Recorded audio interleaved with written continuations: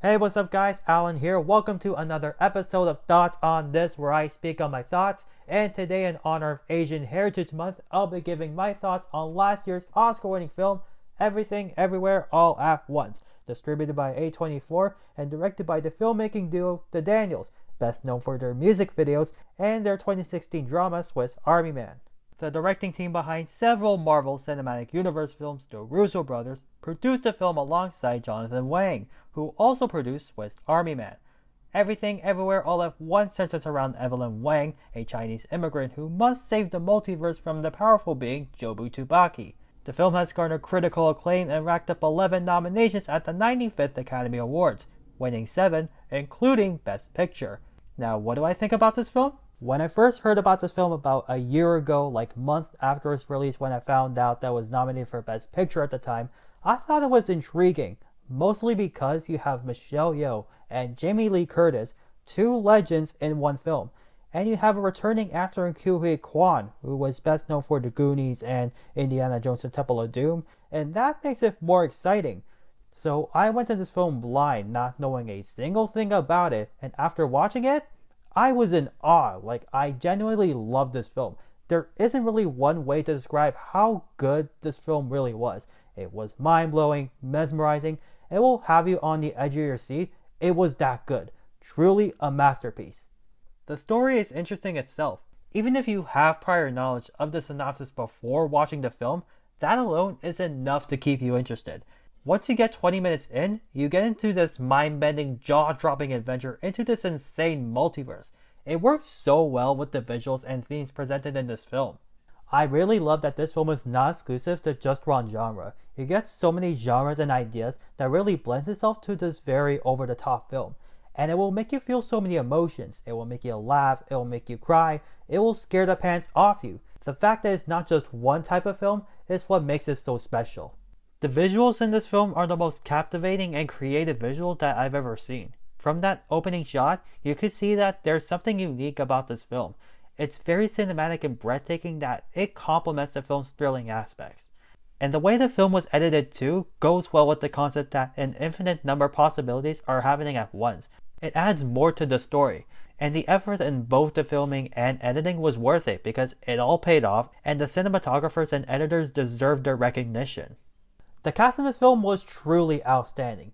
Each brought a versatile performance when playing their character and their alternate versions. Michelle Yeoh proved why she deserved the Oscar for Best Actress in her portrayal as Evelyn. She brought the most versatility with her performance, from playing this person who is struggling to pay their taxes to this kung fu fighting savior of the multiverse, plus the many variations of herself. So far, this is the 5th or 6th film I've seen her in, and I know that she's got a plethora of acting credits to her name, but I think this is one of her best. She showed that she can channel different personalities while staying true to her main character, making it multidimensional. Ke Huy Quan brought a comedic, exciting, and all-around wholesome performance as Wayman in some of the film's action-packed and heartwarming moments. It was a great way to reintroduce audiences to show how talented of an actor he really is. He proved that he still has the talent after being away from acting for so long. I was not really familiar with Stephanie Hsu other than that one role she did in Shang-Chi, and apparently was in The Marvelous Mrs. Maisel, which I never watched, but she was good. She portrayed two different characters with completely different personalities and managed to merge those two into one. Plus, she gave the most tear-jerking performance near the end of the film. I would say that out of the rest of the supporting cast, her performance was the strongest. Jamie Lee Curtis never fails when having a good on-screen presence. While her character is a little underdeveloped and had less screen time than her co-stars, she makes the film interesting.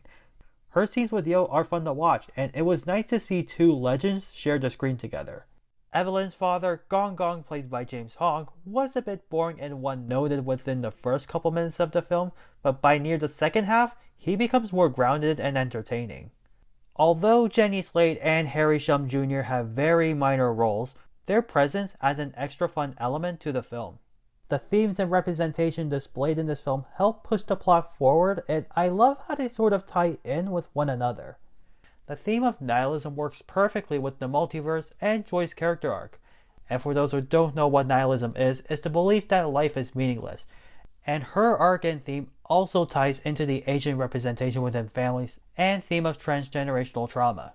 For example, we learned that around the beginning of the film, Evelyn was pressured by her father to be perfect, and now that same pressure is being passed on to her daughter. I also love that subtle LGBT representation. It's cool that it's not a major part of the story, but rather a tiny detail. I also think that if you're going to make a film with representation, it should be done in a way that it doesn't take the attention away from the story, and I think the film did a great job of doing just that. The best way I can describe this film is weird in the best way possible. The vision that the directors have for this film is so different from your traditional Hollywood budget film that it's not just one idea, it's a bunch of ideas being put together. There's something for everyone to enjoy about this film, whether you're a fan of comedy, you're a fan of drama, you love sci-fi, action, martial arts, so on. Even if you love seeing representation on screen, you'll find all of that just in this one film, and yet the story's so simple, but once you add all the weird and campy elements, it branches off into something more compelling and complex.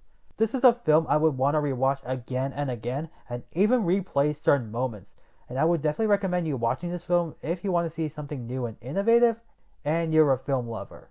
Alright, that sums up all of my final thoughts I have for this film, and if you agree or disagree, let me know in the comments, and if you haven't already, subscribe. It would really mean a lot. That's all I have to say, and I hope to see you next time.